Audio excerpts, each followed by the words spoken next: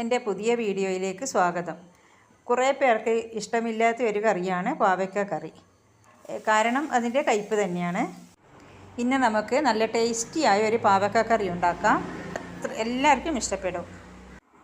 ഇവിടെ ഞാൻ ഒരു പാവയ്ക്ക നീളത്തിൽ പിളർന്ന് ചെറിയ കഷ്ണങ്ങളാക്കി അരിഞ്ഞിട്ടുണ്ട്. ഒരു പാൻ അടുപ്പത്ത് വെച്ച് 2 ടേബിൾ സ്പൂൺ വെളിച്ചെണ്ണ ഒഴിച്ചിട്ടുണ്ട്. ഇതിലേക്ക് അരിഞ്ഞു വെച്ച പാവയ്ക്ക ഇതിലോട്ട് ഇട്ട് കൊടുക്കാം.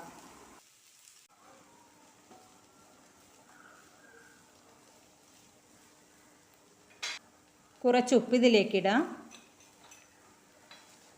നമുക്കിതിനെ ഒന്ന് വഴറ്റിയെടുക്കണം. ഒരുപാട് വഴറ്റേണ്ട ആവശ്യമില്ല, നല്ലോണം ഒന്ന് വാടി വന്നാൽ മതി. പാവയ്ക്ക ഇവിടെ വഴന്ന് കളറൊക്കെ ഒന്ന് മാറി വന്നിട്ടുണ്ട്. ഇതൊരു പ്ലേറ്റിലോട്ട് മാറ്റാം. പാവയ്ക്ക ഞാനിവിടെ ഒരു പ്ലേറ്റിലേക്ക് മാറ്റിയിട്ടുണ്ട്.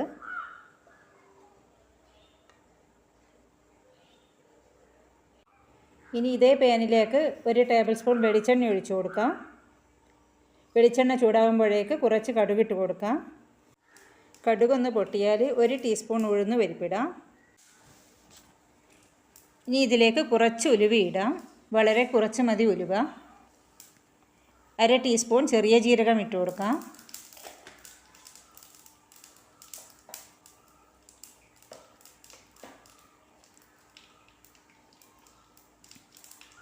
ഇതെല്ലാം ഒന്ന് പൊട്ടി വന്നാൽ 4 പച്ചമുളക് അരിഞ്ഞത് ചേർക്കാം.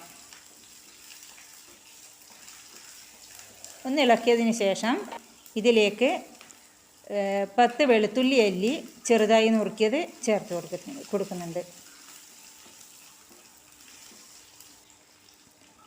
ഒന്ന് ഇളക്കിയെടുത്തതിന് ശേഷം 2 സവാള നീളത്തിൽ അരിഞ്ഞത് ചേർക്കാം.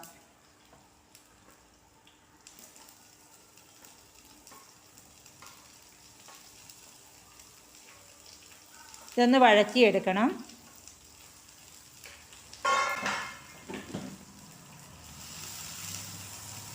വേഗത്തിൽ വഴന്ന് കിട്ടാൻ 1/2 ടീസ്പൂൺ ഉപ്പ് ചേർക്കാം.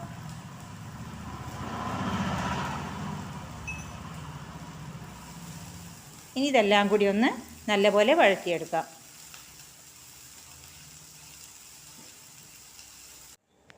നിങ്ങൾക്കിതിലേക്ക് എണ്ണ വേണമെന്നുണ്ടെങ്കിൽ ഒഴിച്ചു കൊടുക്കാവുന്നതാണ്. ഞാനിവിടെ 1 ടേബിൾ സ്പൂണോളം എണ്ണ വീണ്ടും ഒഴിച്ചിട്ടുണ്ട്. ഇപ്പോൾ സവാള ഏകദേശം വഴന്നു വന്നിട്ടുണ്ട്. ഇനി ഇതിലോട്ട് വേണ്ട മസാല ചേർക്കാം. 3/4 ടേബിൾ സ്പൂൺ മുളക് പൊടി ചേർക്കാം. 1/2 ടീസ്പൂൺ മഞ്ഞൾപ്പൊടി ചേർക്കാം. 1 ടേബിൾ സ്പൂൺ മല്ലിപ്പൊടിയും ചേർക്കാം. ഇതിൻ്റെ പച്ചമണം മാറുന്നത് വരെ ഇളക്കിയെടുക്കാം. ഇപ്പോൾ മസാലയുടെ പച്ചമണമൊക്കെ മാറി. ഇത് 2 വലിയ തക്കാളി മിക്സിയിൽ അടിച്ചെടുത്തതാണ്. ഇതൊഴിച്ചു കൊടുക്കാം. തക്കാളി പേസ്റ്റ് പോലെയൊന്നും ആവണ്ട, കുറച്ച് കഷ്ണങ്ങളൊക്കെ ഉണ്ടായാൽ കുഴപ്പമില്ല. ഇതും നല്ലോണം മിക്സ് ചെയ്യാം.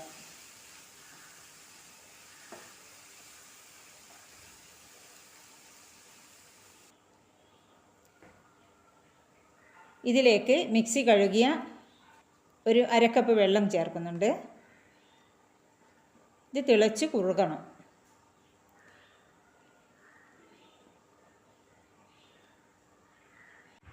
ഇപ്പോൾ തക്കാളിയെല്ലാം വെന്ത് കുറുകി വന്നിട്ടുണ്ട്.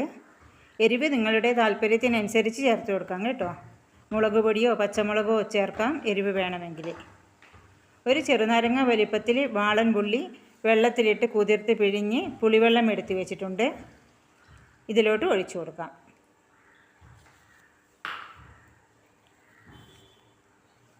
ചേർത്ത് മിക്സ് ചെയ്യാം. ഞാനിതിൽ പാവയ്ക്ക വഴറ്റുമ്പോൾ ഉപ്പിട്ടിട്ടുണ്ട്, സവാളയിലും ഉപ്പിട്ടിട്ടുണ്ട്. ഗ്രേവിക്ക് ഉപ്പ് നോക്കണം. ഇതിന് ഇത്തിരി ഉപ്പ് കുറവാണ്.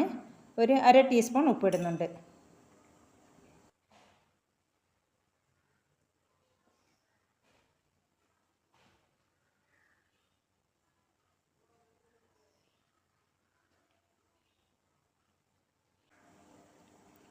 ഇപ്പോൾ ഗ്രേവി നല്ലപോലെ തിളച്ച് കുറുകിയിട്ടുണ്ട്.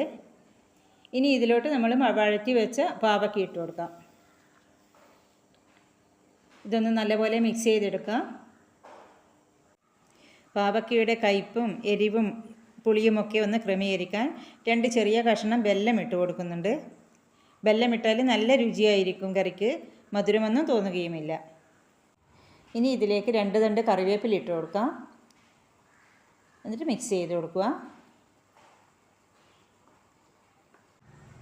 ഇപ്പോൾ ചാറെല്ലാം കുറുകി കറി ഇവിടെ റെഡിയായിട്ടുണ്ട്.